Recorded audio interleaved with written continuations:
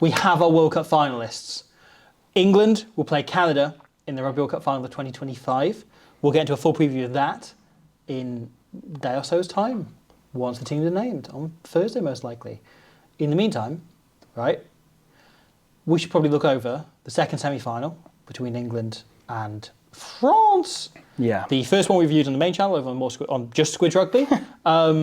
This one... Squid Rugby, you could call it. That was one of the absolute all-time bangers that we'll talk about in years to come. How do you assess this game in comparison?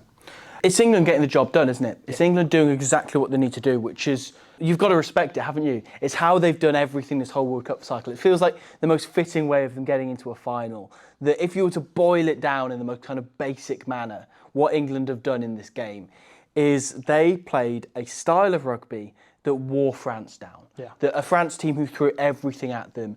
And to be honest, I don't think France could have, aside from one or two kind of forced errors, done that much more to try and get past them. If you looked at this game and you removed the moments in which teams scored, right, like the final passage of play, the final like pass going in or kick being caught or whatever that led to teams scoring, and you watch this game back, you'd probably go like, oh, France could have beaten England here, right? Yeah. And yet they bombed so many of their chances that it kept the game open and it saved them from building the sort of lead that Canada did against New Zealand when France were probably the better team in the first... It's hard to say with England, right? Like, France was maybe the best performance they put in against them for a while. Yeah. I've seen a couple of French press have said, like, even though we lost, there's an argument this was our best performance in a couple of years. And I can see the argument for that. I don't know if I quite agree entirely, but there's certainly an argument for that, you know, going back maybe a year or two since they beat New Zealand a couple of years ago. Yet, they were so frustrating. There was so much bombing of chances. There were so many missed opportunities. There was so much, like, I'm still screaming at Ménager to give that pass. Yeah. You know, like, Champon was in. That was a try. That was done. If she gives it a second earlier, she gives it 5 seconds earlier, it's probably a try. Yeah. It's just, like, absolute all-time abundance. I don't know how she got that one wrong. Like, it's the most frustrating thing because it's one of those opportunities. Sometimes like a 2v1 could be a bit deceptive or an overlap can be deceptive and it's just that it comes down to freeze framing. That is one of those chances that just when you're a junior coach you want to take those, you know. And it's so frustrating in a World Cup semi-final seeing stuff like that happen. It truly is. And then you look at like Escudero being stopped the yard short. It's a brilliant tap on Mo Hunt, like really working to get in, not trusting those around it to make the tackle, going like, no, I've got to, you know, put an extra body in the line, force Escudero to kind of ride the tackle and not getting to ground. Conde does score shortly afterwards, you know, as Conde gets over in the corner. So you forgive that one. But there were so many of these chances of France looking like they were going to score, they were in, and then bombing it, or them getting onto the try line and not getting anywhere with it. You know, look at how many turnovers did Hannah Crockerman, Bottoman, and Meg Jones pull between the two of them. That's without even touching on the back row. So, incredibly frustrating afternoon for France, and yet, from an overall performance point of view, they did enough to put themselves in the fight. They just didn't finish enough of their chances. Yeah. But once again, I think that's just sheer credit to England. Yeah. Because part of it is physical fatigue, part of it's mental fatigue. Absolutely. There is the mental toil that people face when they're playing against England. Every team we have seen do it in the last World Cup cycle. It's both over 80 minutes and over the last, what is it, they last beat them in 2018? Yeah. So that's a long time to be holding on to for, right? Like, it's a heavy to be burden. the number 2 team for that long, like, it is the thing when you look at French coverage of this World Cup, it's always like, can we finally beat England? Every Six Nations is, can we finally beat England? Is this the year we finally beat England? Like, that is the talking point. It's now getting on, like, there is a generation of players, of players who have never beaten England and now have like 30, 40 caps, right? And then you look at, there's also a generation of fans who've never beaten England and are now incredibly invested in this team. And that starts to play mentally in your head, you know, obviously as a fan, but like as a player, back of your head, you're going, oh God, it's going to be the same as last time. The moment England score, they try to put them ahead, or that Maul try comes in, right, and they overpower them for a moment. If that happened, and the England team were wearing Welsh jerseys or Scottish jerseys or something, right, there's a good chance France go, we've beaten these Luds, and they're only in a French accent, and then like just go aside and win the game, and are more accurate. But there's a little bit of panic creeps in, and I think a bit of Ménager is being like, part of it is just stupidity.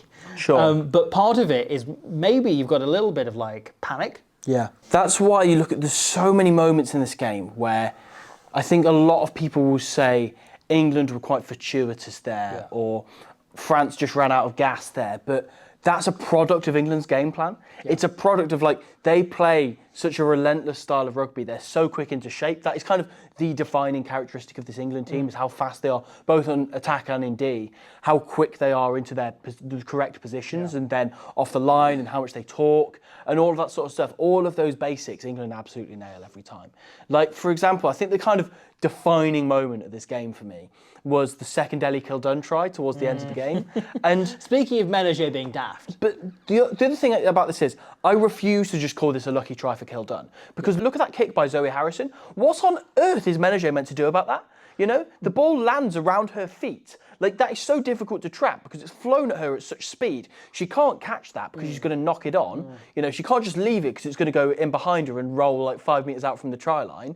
You know, I can't think what on earth she's meant to do this other than try and trap it. And don't get me wrong, the trap goes wrong. Like, she wants to trap it under her foot and she accidentally gets it slightly wrong, because how is she meant to get it right? Because the ball's travelling at 1,000 miles an hour. Yeah. And obviously it bounces then straight into Ellie Kildunn's hands, who's followed up superbly and has gone the whole way. It's such a good and difficult kick by Harrison. I take your point. It's a brilliant kick by Harrison, and it's a brilliant follow-up by Kildunn. The initial chase before we even get onto the finish from there. And yet, I still struggle to look at Menage and say she's blameless in this. I'm a bit like, but like, drop on the ball. You know, position your, like, turn your body on the side so you or just take the knock on. Or take the knock on. Yeah. Or go and dive on it. You know, like cricket style, like try and pounce on it. I think there's so many options you could. She has a split second to make this decision. Sure. Because the ball's flying at her so fast. It's also one of those, right, where if the ball does roll and you end up in the 22 and you put it out in the same position that you would have regathered it there, is that a worse result than just fly hacking it straight into Ellie Kildunn's hands? You don't want to give these players broken field, right? No. And say it's a great option for Harrison. Yeah. And that's the thing that she really brings when she comes on, is that ability to just look at where the space is, right, and put players in tricky positions. And it's something that I think, and we don't mean to get too ahead of ourselves, but like, England's kicking game was the strongest of any of the 4 semi-finalists this weekend. Yes, definitely. And if there is one weakness in Canada from that game, it was dealing with New Zealand's kicking game. Yeah. So, not to get too far ahead of ourselves, but that is the sort of moment that I think will become very useful in the final. England really enjoyed just engaging France in kicking battles as well, Yeah. particularly in the first half when both teams were kind of feeling each other out, because I think France were kind of banking on England making an error at some stage, and Zoe Harrison, as you say, like, enormous credit to us, Ellie Kildunn likewise, just getting your head down and just going like, no, we're going to play in your half if it kills us, you know? You also look at, like, the Meg Jones try at the end of the game. Once again, like, you could say this is extremely lucky because it bounces off the post, and by definition, right, that is extremely lucky with a rugby ball. But also, I can't help but feel like an international fly half who stood under the post going for a grubber kick, which is kind of the easiest kind of kick to perfect, right? Harrison's aiming for this ballpark, knowing that an unpredictable moment could happen off the back of this. I don't think the post specifically, but I think it's ballpark. She's landed it dead on, and it's bounced off. Meg Jones has followed up beautifully and scored. I also think one of those 3 players is scoring, regardless of whether it comes off the post or not. I agree. And it might not be Meg Jones. The ball might bounce a different direction. I think all that's changed is who scores the try rather than the fact that England score a try. Yes, I agree. And it's a brilliant option above being a brilliant kick by Zoe Harrison. It's well spotted. France at this point are all pressure, win the ball back, smash, get a hit in, knock something out. Like, if we can get the ball loose, go for an intercept, whatever, and the space opens up behind. Yeah. And is well identified, well taken by Harrison, who, again, thinks about the full field at all times and isn't just thinking about the players immediately around her. It's why, you know, she will be the player I start at 10 for England this weekend, even though Aitchison's been outstanding, you know, ever since she came back in from her injury.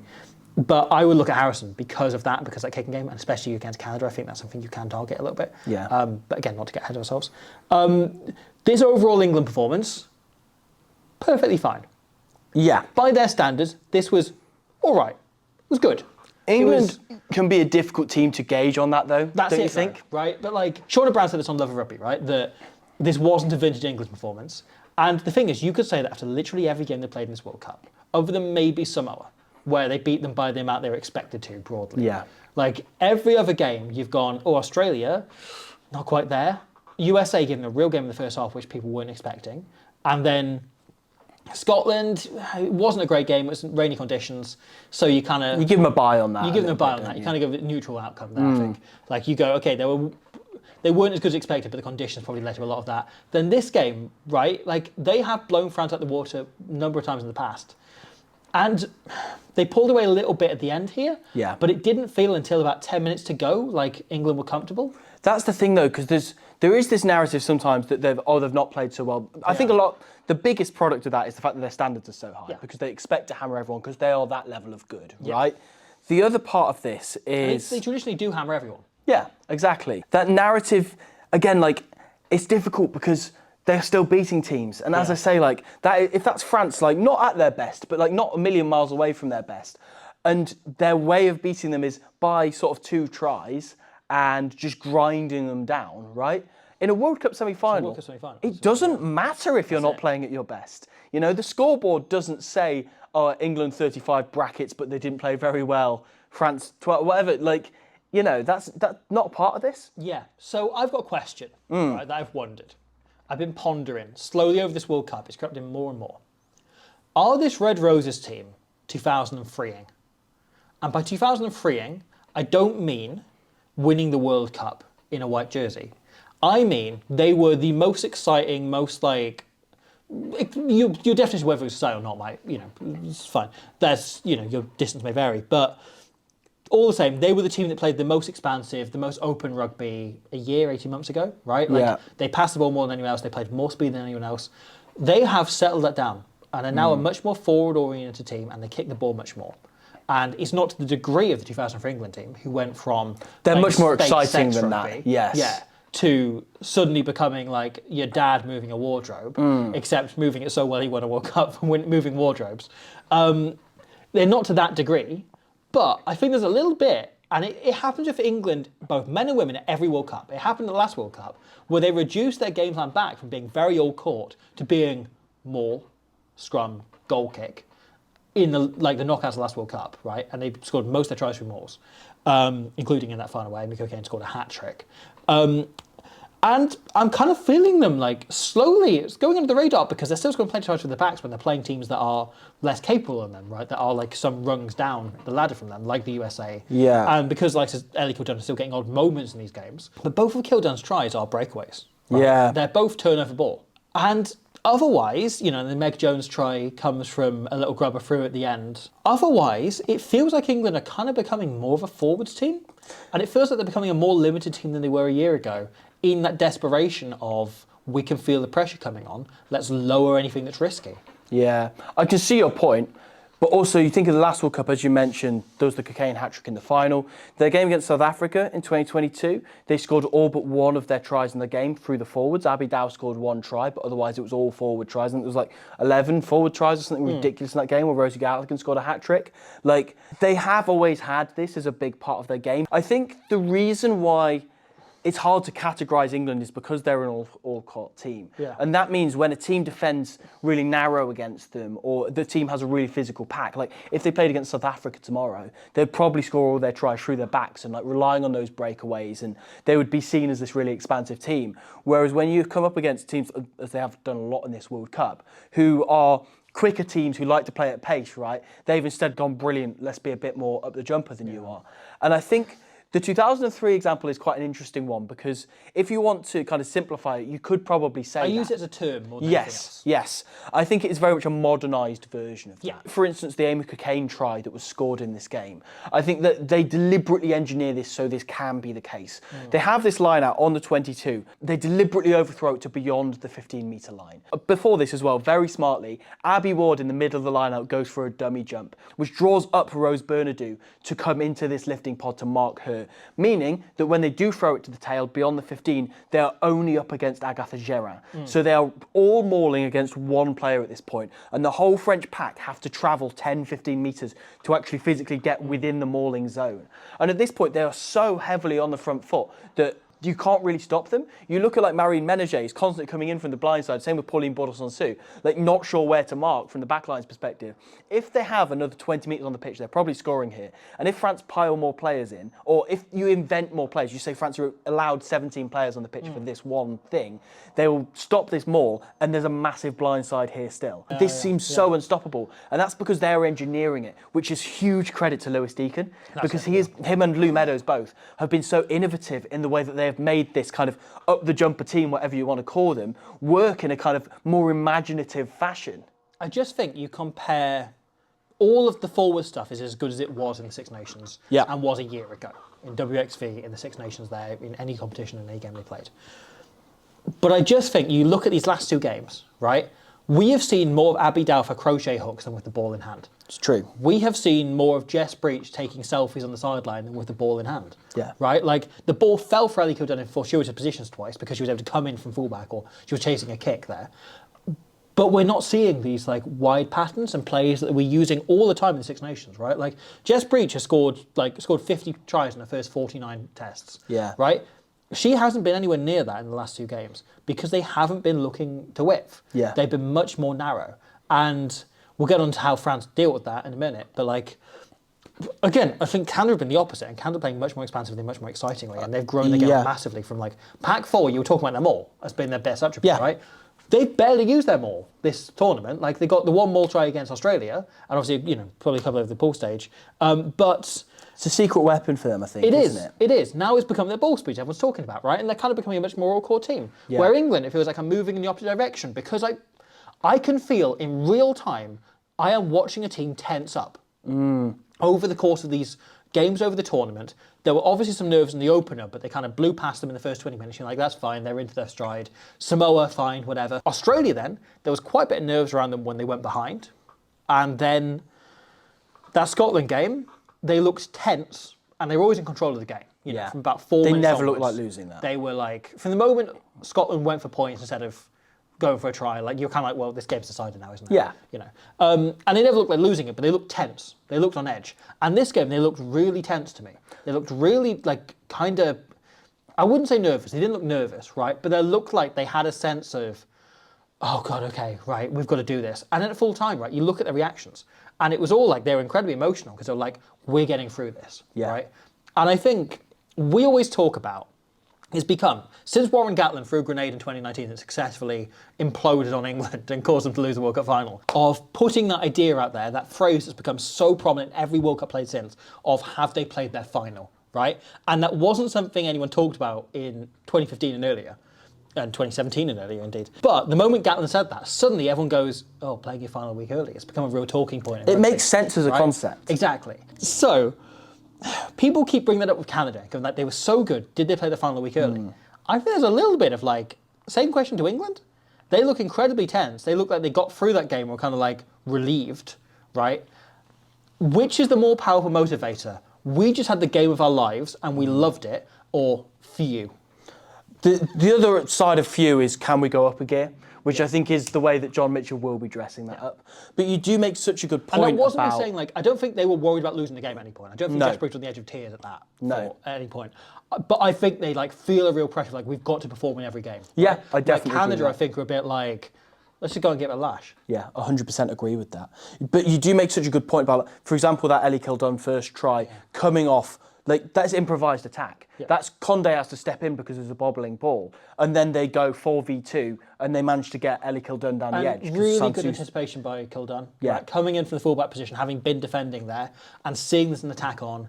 A lot of fullbacks would either fill into the middle and try and organise shape and structure, would look for the kicks, or remain in that position, not quite sure, not quite reacting in time. Elite touch by Hannah Bottoman as well. Yes. The fact that she manages to hold the ball for long enough. Like, Marie Menage can take her here. Like, it is an error by Pauline Bourdon-Souche to bite in on this. But the fact that Bottoman holds it for long enough to wait for that second player to jam in, like, she pushes her luck and it really pays off. And obviously Kildun gets into a broken field scenario. The only try that England scored off structured attack was the Abby Ward one. Yeah. The rest of it was them creating these unstructured scenarios. It's David Ortiz's like wet dream at this point, having so little structure that, you know, you can just thrive off that. It does also make you think that maybe he didn't have a point when saying that France need really unstructured games to win this World Cup. But also that was how they did it. That's how they opened them up, right? Was a lot of that was France going the complete opposite direction to England and looking like they were like, is this a World Cup? We're not paying attention. But like Kelly Arbe's try came from structured attack. Both of Nasira Conde's tries came from structured attack. But did they? So Arbe's try I think is interesting. So the first Condé try, that's not a structured attack. That's true. a little bit of panic down the sideline. Then they just keep going until eventually England go, oh God, we can't be bothered anymore. It is lovely, the last couple of touches where they get Escudero and Gerrard to flash blind. Gerrard's touch on this is outstanding. Like, that is, if what your inside centre did that, it'd be brilliant. The way that she holds her feet and creates that disconnect between Breach and Kildun. Because they're on their own try line, they have to come up. Yeah, they can't let them come at them. Yeah. So at that point, like, she has created a gap between those two. And Kildun physically can't shut that off because Gerrard's held her feet so far away, so she can get that past to Condé. It's absolutely outstanding. Then you look at the try in the second half, finished by Arbe. And look, this comes off something we've talked about in the past few weeks of a move that France love to run, right? And they ran it against South Africa. Tap move, bam, crash it up. Then last second, it looks like it's going in a pop. Gerrard comes in and plays 9. Bourdon Sansus wraps around, comes in as an extra fly half, creates extra player. Lovely stuff, right? They score in the corner. They then run it a week later against Ireland, and same thing, but they go the other way round, right? So instead, Pauline goes, oh, I look like I'm going this way. Pranked. I'm going blindside, and Escudero scores. Like, really lovely move, right? And then David Ortiz, right? So he spends most of this week letting Guile go on and do most of the work while he's playing Snake on his phone. And then every now and again he pops up and they're like, Guile's like, David, we need a move. And he goes, okay. And he goes back to ChatGPT? Yeah. But he just clearly what David Ortiz's whole philosophy in attack is, right? Is he came up with one really great move in the 90s and he's just been adding little bits onto it ever since.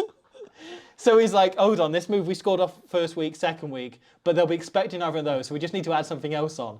So instead he goes like, okay, so first week, Pauline goes open side. Second week, Pauline goes blind side. How about this week, Pauline goes open side, then changes her mind and goes blind side? How about next time she cuts herself in half and goes both ways at once? Yeah, like she's playing Snake. Yeah. It's properly it's got so complicated for its own good. It's like when, we turn up for to play casual touch rugby early. We'll piss about and come up with moves that we can run between the two of us in casual touch rugby, right? And it's like one of those moves where the move has got so complicated because they're trying to add on to it week on week that it's just become completely illogical. And you've got to wonder, in any training session, did Pauline get this right? Yeah. It's not a surprise that 2 passes in a row go slightly wrong here. Yeah. Because the move is so complex. And obviously these are good enough players that they can execute it. But as you say, the more you complicate it, the more likely. Yeah, the more likely something will go slightly wrong. Obviously they get away with it, so it's fine. Yeah, they're relying on Bourdon Sansus to work out one way, then work back the other way with the ball, then deliver a perfect pass, and then look in the other direction and wrap around and play 9. And there's so many things put on Pauline's head, right? And she's also trying to keep the entire rest of the team sane, whilst also trying to keep their sugar levels high enough to manage the way that she likes to play the game. You know what they're going to do next? They're going to send her through the middle, charge, wall move. Yeah, that's it. He goes completely Crash in direction. Ball. Yeah. And so, to me, it kind of captures the David Ortiz way of playing, right? That it started off so simple but brilliant. It's become so complicated. It just doesn't make any sense at all. How France plan to keep hold of the ball. And they then go into, and this is a really interesting look at the final. We'll probably bring this up and look at it in more detail on Thursday when we look at the preview. Yeah. But they just go crash ball, crash ball, crash ball, crash ball, pick and go, pick and go, pick and go, pick and go, with relative speed, right? Their ruck speed here is about 4 seconds. That is significantly slower than Canada's. Probably about half Canada's. Yeah. And yet, their ball is leaving the ruck in about the time it takes for Canada to be presenting from another ruck. Yeah. Right. So that nonetheless manages to suck in an awful lot of English defenders, and they create an overlap on the short side. And Arbe goes over in the corner and has a spare player outside, has Bourgeois outside, right? Yeah. So this is a situation that England will be very worried about because they saw what Canada did to the Black Ferns. You look at the Flo Simons try and how well taken that is, doing exactly the same thing to New Zealand, but with more accuracy. And I don't know, I think for England there's a bit of a concern there. Yeah. We will discuss this more when our video previewing the final goes up on Thursday. Yeah. But from a French perspective, how do you feel off the back of that semi-final defeat? Frustrated. Yeah. Or la frustrated, as they say in France. Oui. Frustrated, I think, is the overall feeling. Yeah. There was a real chance to win that game, and a real chance to make a World Cup final, real chance to finally beat England, to put the two things they've never been able to do, really, to bed. Pauline Bourdon-Sansu said before the tournament she's sick of getting bronze medals. So between her and her wife, they've got 16 of them in a drawer somewhere. Their son's going to keep opening and being like, no, you can't deal with this now. We need you to grow up to be a winner. You need to take Antoine's shirt in 30 years' time when he retires. And He'll never retire. no, it's fine. No, when he does, it will be like he'll be literally playing with a walking stick, and there'll be a Bordon Jesus to take over. Either that, or he has to take after those two and have a child with Maxime Lucu. I'm in. Okay, subscribed. So, I think from a French perspective, this was a chance gone begging. I think the pressure of it being a World Cup probably did actually help England out a little bit. I think there's a little bit of emotion. Yeah. We've been building with this for 4 years. And maybe if it was a Six Nations game in the middle of the Six Nations, which it never would be because I was waiting for the end, but like middle of the Six Nations, different campaign, different situation, maybe France have enough to win that. But wasn't the case. As an overall kind of reflection of the tournament, I think it's very fair. Yeah. I think there's lots of good stuff, but a lot of missed opportunities, which kind of feels like how France have been this competition. Yeah, but from an English perspective, on the back of that, right, I think those players looked composed enough that they didn't think they were going to lose that game at any point. I agree. And not even in an arrogant way, just in a like, we have enough in our lockers to just close this out, and we're going to play in the right areas. As I say, I think the most satisfying thing going into final week was how cool Zoe Harrison was at 10. I wonder how different that could have been had France scored off the early opportunity instead of it being turned over and Kildun scoring. Yeah. Right, like we haven't seen them properly have to sweat yet, other than against Australia where they overcame them through the power of the pack. And again, tightened up an awful lot, 2003 a little bit. Yeah. So that is a question. I want to ask one other question, right? Go on, hit me. Does Zoe Aldcroft look fit to you? Yeah, I think so. But I can see why you ask that. She looks fit to play, but she does not look at her best. And I'm kind of wondering, like, I don't think she's playing badly, but look at the competition in that back row for England. She's gone 2 games without getting a Man of the Match award. She's former World Player of the Year and England captain. Yeah. And I think those two things are kind of holding her spot in the team. Yeah. And I wonder... She definitely has such a huge influence on this team. Here's the thing, which right? Helps. I would also pick her for the final because I think there's a chance that you go, she's had 2 games together with match fitness. Now she delivers it in the final. Yeah. But, I don't know. I just throw that out there. It's like... Yeah. I think it's a fair question to ask. Yeah. When you've got Alex Matthews playing 8 and Maddie Faianati could come in that slot and slide her across to 6. Yeah. You know, like, is that better than having an 80% Zoe Aldcroft? I was going to say she looks about 70, 75% of the player she is at the best, right? The player she is at her best is the best forward in the world. Up there. So instead, she's a very good forward at the minute. But I don't know, like, I wonder if in a World Cup final, every percentage but matters. Like, is Faianati, I think Faianati is 85% the player Zoe Aldcroft is at her best, right? Yeah. So, like, are you losing 10% by banking on her recovering the next 30? It's a fair question. I don't know. That's my question. We've got Sinbad's just off camera raising his fist at you that you dared question the fitness It's the first of time Zoe I've ever heard him Aldcroft. swear. Yes. Other than when Steve Borthwick didn't pick about considering the Six Nations. Yeah, and you tried to tell him that Bath won the Premiership. But Yeah, he just didn't believe it. He won having it. Sinbad, hold on, no, I should explain who Sinbad is for anyone that doesn't pay attention. This isn't particularly relevant, but we're at the end of the video, so here he is, he's cameoing. Some people know their lore. Yeah. Sinbad, any final words for the end of this video? That was an excellent Emma Singh impression.